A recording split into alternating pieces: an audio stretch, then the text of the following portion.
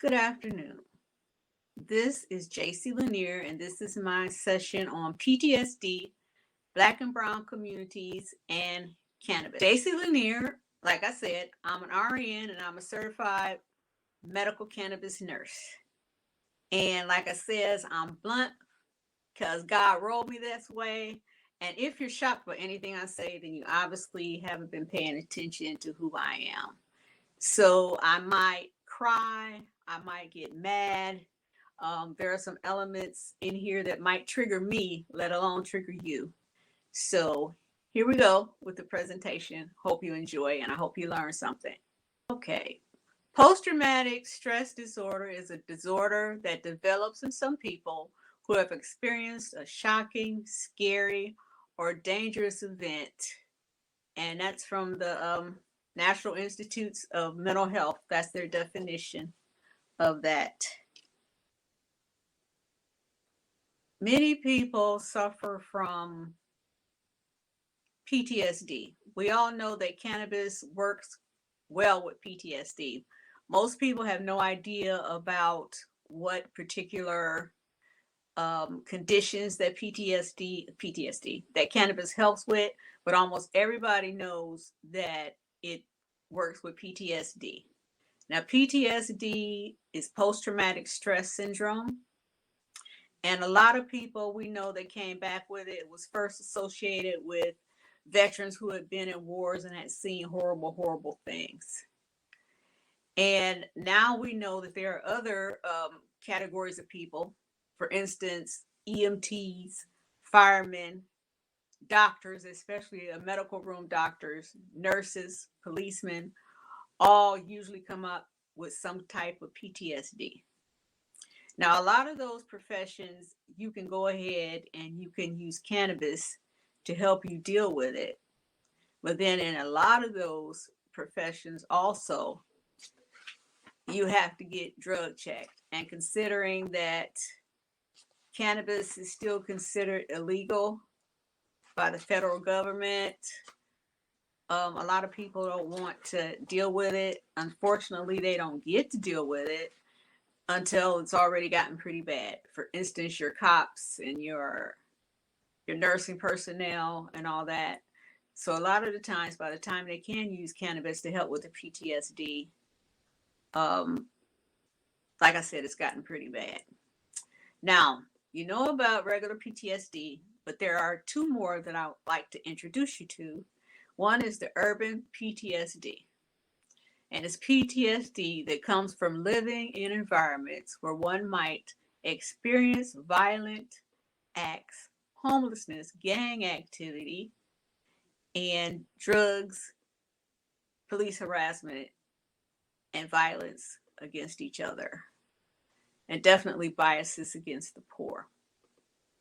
Now, an example of that, everyone usually knows, you've heard about the gangs, the Crips and the Bloods.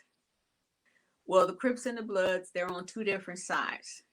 They antagonize each other. The Crips and the Bloods were originally formed to help their particular environments. They would help their neighborhoods. That's how they got different territories. And then they got into some criminal activity, doing some things and fighting each other.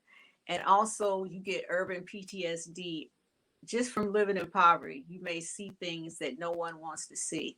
There might be rats around, roaches. Kids are exposed to a lot of different things when they're little, and they can develop this urban PTSD then. Um, you might be living in some place that's so bad that you might experience shootings every night. Uh, the schools are poor, just different things like that. And like I said, the Crips and the Bloods are the most popular ones that are known. I don't know if I want to call them popular, but they're the ones that's well known in the Black communities. There, of course, are Hispanic gangs and other various different gangs. Um, there's also a lot of police harassment that you go through.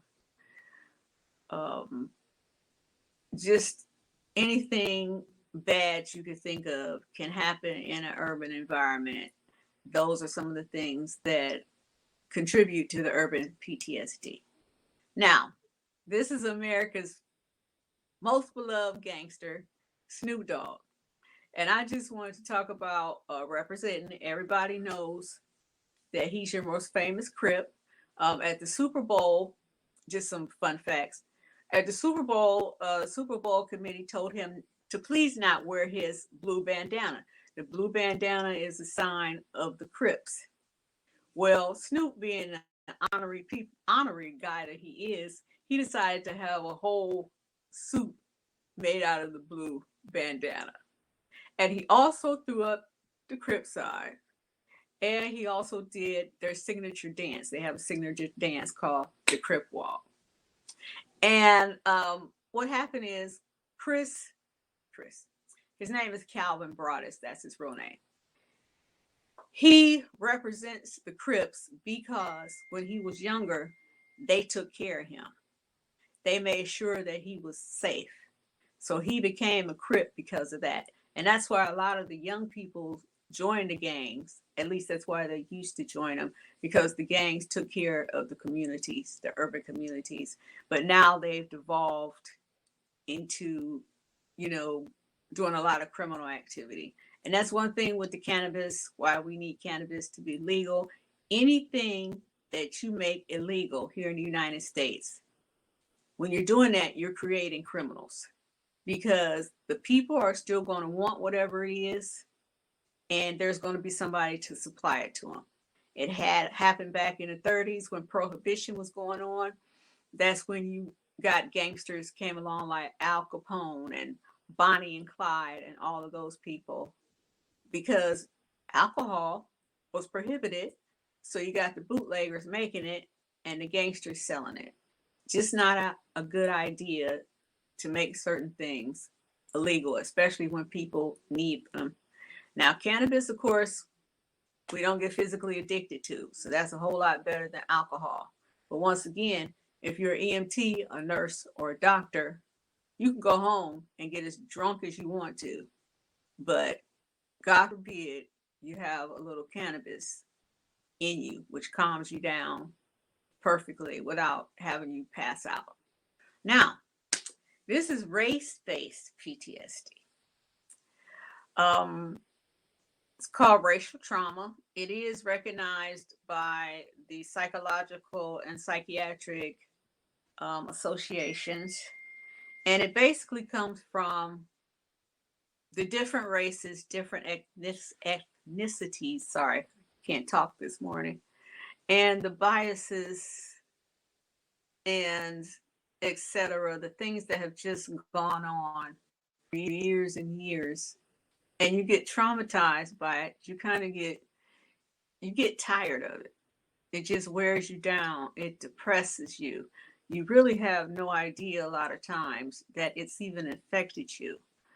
I'm in a group here at CNN, and we look at one of the things we do, we look at different pictures, and we try to tell what these pictures mean to you. There was a picture that we saw, and it was a regular neighborhood. There was a house there, and there was construction going on it. Everybody else saw something positive. I saw a house being renovated by some cheap landlords in order to rent for exorbitant prices in a Black neighborhood. I saw the negative in it. Come to be, it was a new house being built. I actually went and called one of the CNN, one of my friends, and I was in tears because I'm like, I didn't realize that the racial stuff that goes on had hit me. And I was like, wow, I'm really upset about some things.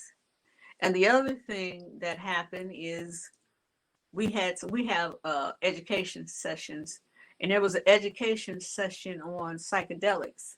And I don't know too much about psychedelics, but the first thing that they mentioned was ketamine. And during the Black Lives Movement era, what was going on, one of the people that they protested about was a guy named Elijah McClain. I think he was in his 20s or early 30s. He was on the spectrum and had a form of autism. He was coming from work. He was going down the street, and somebody called the police saying that there was somebody weaving around in the street. He was listening to some music and he was enjoying himself. People with autism don't like to be touched usually. So here come the police.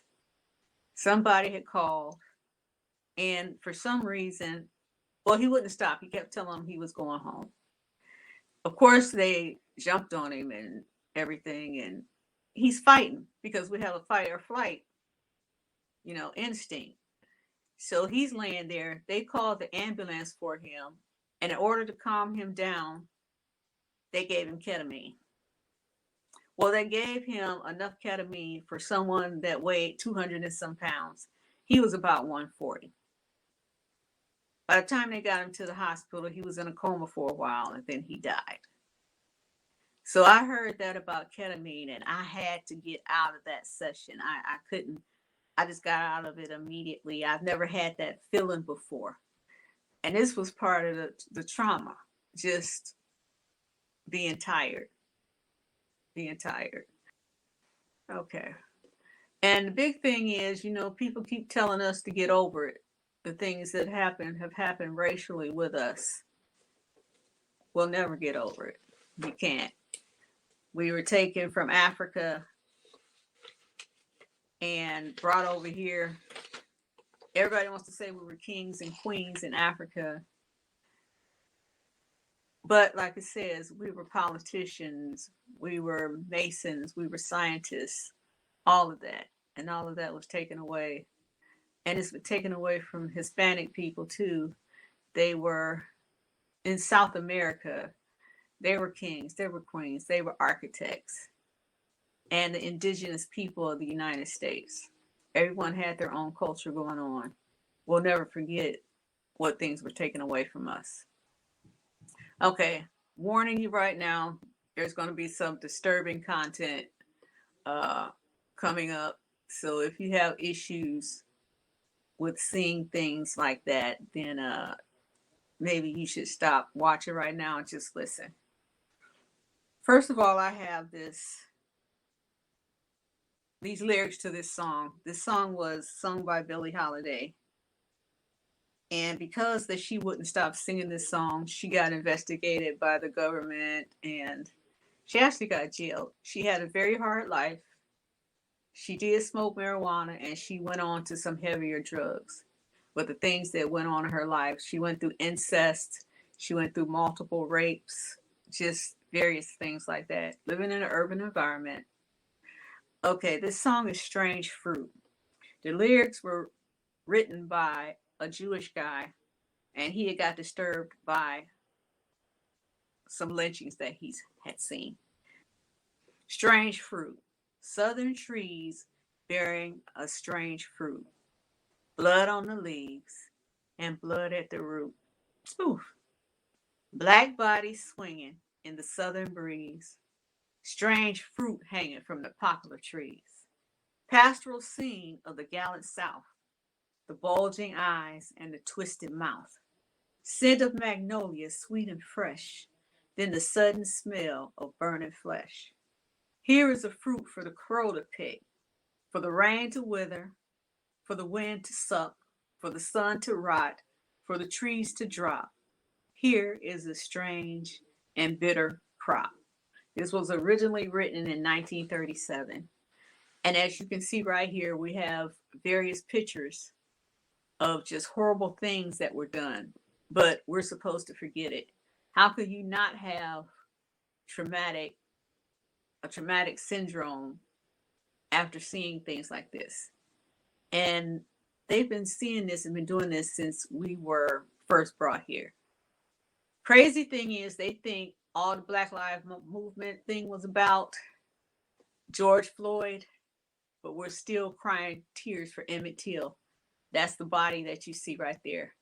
He was from the North. He went to the South to visit some of his family members.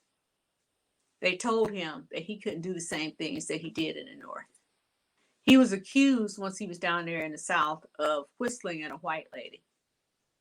He went home. Later on that night, several white men came and demanded that the kid be given to them, or they were going to kill everybody in the house. So his uncle gave him over. He wasn't found for a few days. And when he was found, he had been mutilated, he had been beaten. And then they dropped him in, I believe it was a river. But that other picture that you see, that was him after the undertakers fixed him up as much as they could. They asked his mother if she wanted to have a closed casket funeral. She said no. Let everybody see what they did to my baby. And this is him, like I said, after the morticians fixed him up as well as they could. How are we not supposed to have traumatic syndrome, post-traumatic syndrome, when we know things like this? Now, I originally started on this because I was thinking, like a lot of people think, you see a lot of people who smoke a lot. We talked about Snoop. He's famous for always, they say he's always high. You always see him with a blunt. Well, imagine the things that he saw as a member of a gang and growing up. And imagine the things that we see. Black Lives Matter was started because people were actually seeing, now that we have videos, seeing what the police have been doing to us, etc. And even though it's still being seen, we have video now. You still have people that are saying, no, it doesn't happen. We're upset about that too. We go home, we cry, we fuss, we cuss. We have various white women. The woman that I was talking about that said that Emmett Till whistled at her. We have various people who are making claims, calling the police on us, and it just gets tiring. It gets tiring. So if I'm constantly being harassed by the police and things are bad around me, I keep getting the cops called on me, then yeah, I might go home, and I know that cannabis is going to help calm me down. It's going to help me forget. It helps you forget tragic memories. And I was speaking to somebody. You can see these various little cartoons here. Hopefully you'll be able to read some of them. But I was talking to somebody about the talk. When our kids hit puberty, especially our boys, the talk is not about sex. The talk is about what to do when the police stops you. And if you're a black male, it's not if the police stop you. You will get stopped by the police at some point. And the other thing about legalization of cannabis is you'll get stopped for not having a tail light, supposedly, some traffic stop. And then the policeman comes up on you and says that he smells marijuana. There's a smell of marijuana.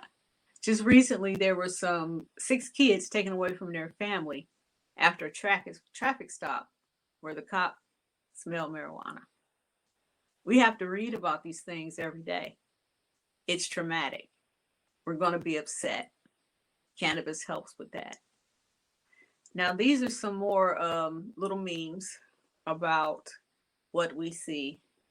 The guy here robbing the black guys by saying he's going to call the police on them. We have here the symbol of, this was something that the police did to subdue people, is that move right there. Put your knee on somebody's neck. How can you say anything? If you can say anything, I can't breathe. I can't breathe. That's one of the things. I can't breathe. We have this picture here of what happened during the opioid crisis, during the crack crisis. A lot of black people were put in jail. There were more black men and people of color that were jailed for just having a small amount of marijuana, as opposed to the opioid crisis. Then you have a lot of people trying to help you. You know, another thing that just, it weighs on your soul. All these things weigh on your soul, and you have this racial based traumatic syndrome. You know, it it gets to you. It starts to eat at you. Okay, so we got, like I said, regular PTSD. You have urban PTSD that's caused by just living in an environment that's not good at all. A lot of the poor people, the stuff that you see, especially as a kid, anything traumatic that you see as a kid. When my nephew was 12 years old, they took him and his best friend took a shortcut over the railroad tracks. You don't see railroad tracks in areas that have HOAs, etc. So they were going across. His friend loved rocks, had a rock collection. He bent down on the tracks. His 12-year-old friend, my nephew's 12-year-old best friend, got ran over by a train. My nephew saw that. I was talking to my nephew the other day. He's about to turn 40.